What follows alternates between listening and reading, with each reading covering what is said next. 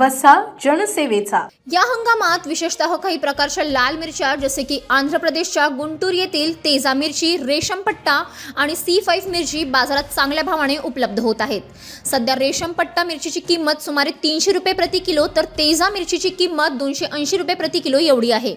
याशिवाय C5 मिरचीचे भाव सुमारे 260 रुपये प्रति किलो आहेत।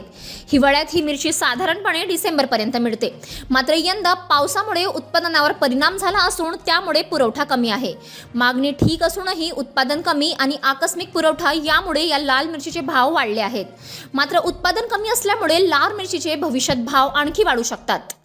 मी 20 वर्षापासून धंदा करतोय। हा रेशमपट्टा आहे।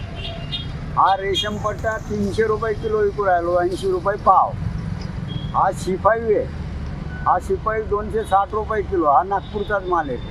हा आंध्राचा तेजा आहे, गुंटूरचा। हा बी 280 रुपये विकून राहिलो। यावर्षी कसं का आवक? यावर्षी पाणीमुळे आवक कमी आहे, त्यामुळे हे एवढे भाव वाढलेले, नाही तर एवढा भाव राहत नाही। लोकांची कशी मागणी आहे?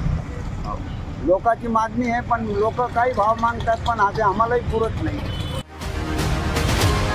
बातम्या व जाहिरातीकरिता संपर्क मोबाईल क्रमांक 9822 72 0784।